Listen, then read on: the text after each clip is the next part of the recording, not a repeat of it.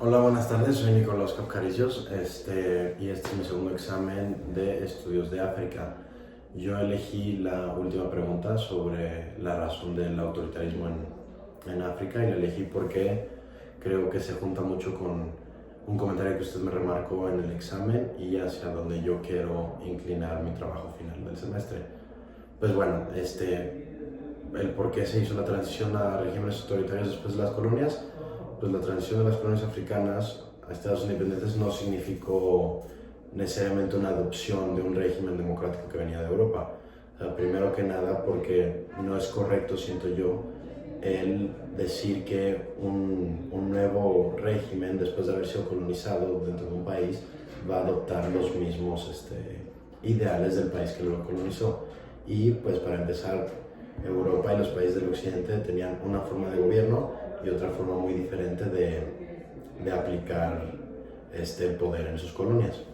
Bueno, yo remarqué 4 puntos para responder a esta pregunta y el primero es pues que la herencia del colonialismo, que es lo que les dejó, y pues los colonizadores impusieron fronteras arbitrarias en donde se agruparon múltiples etnias, religiones y grupos culturales dentro del mismo territorio o dentro del mismo nuevo estado.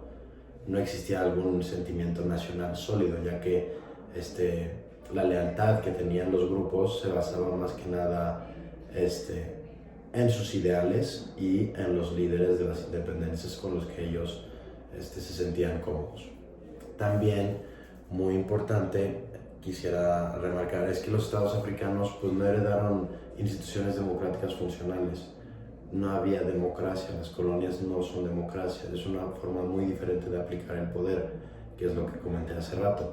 O sea, los sistemas coloniales también eran centralizados, autoritarios y basados en el control de la población. Por lo tanto, para los nuevos gobiernos, lo más fácil fue adoptar lo que vivieron y aplicarlo con nuevos colores. Ok, como mi segundo punto son los factores internos, pues ya que al final de cuentas con la combinación muy grande de ideales, de opiniones, muchos líderes africanos promovieron la idea de que el multipartidismo dividiría a las naciones, mientras que la idea de un partido único garantizaba la unidad y desarrollo para los africanos. Varios líderes argumentaban que no podían ni debían seguir modelos europeos, sino que estaban liberados de sus lazos occidentales, por lo que era momento de desarrollar sus propias formas de gobierno. Ahora, ¿cómo se aplicaron esas formas de gobierno? Pues represión política. Los gobiernos eliminaron cualquier competencia política mediante represión, censura, persecución, y para hacer eso establecieron servicios de seguridad y milicias estatales para detener cualquier tipo de oposición. Es poderoso se debía que varios de los líderes eran militares y eran los líderes de sus independencias y fueron los que tomaron el control al final. Y después de eso sucedieron varios golpes de estado y conflictos entre los países. Ejemplos como el de Nigeria, el de Ghana, el de Burkina Faso, entre muchos otros, que todavía podemos ver al día de hoy. Mi tercer punto es la influencia externa. Al final de cuentas las colonias desaparecieron, pero todavía había mucho alcance con el occidente por los recursos que se aprovechaban del continente africano. Y también muy importante se me hace a mí, que durante la Guerra Fría, tanto Estados Unidos como la Unión Soviética apoyaron cada uno a regímenes autoritarios en África, proporcionando armas, entrenamiento militar, apoyo financiero, con la idea de tener lealtad ideológica de cada uno de los gobiernos en África.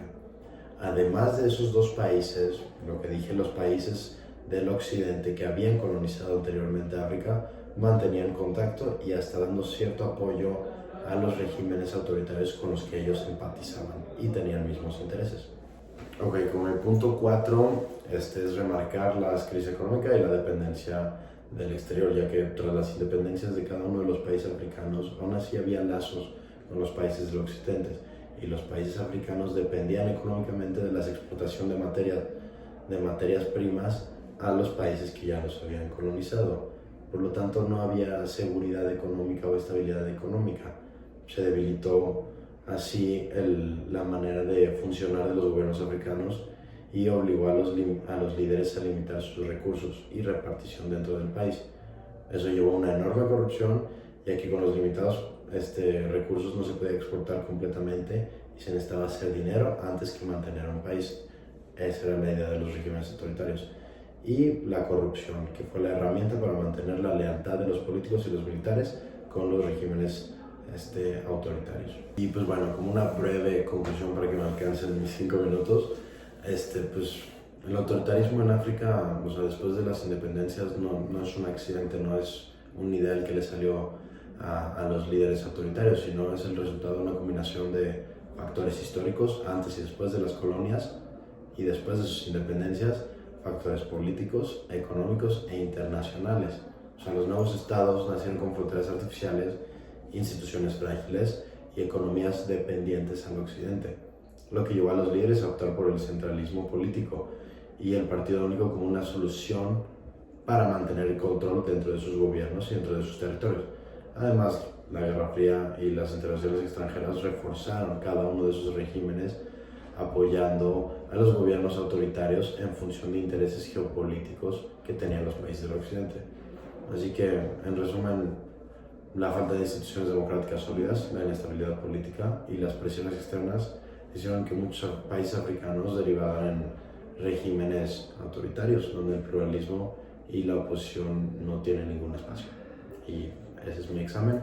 Muchas gracias. Nos vemos en clase.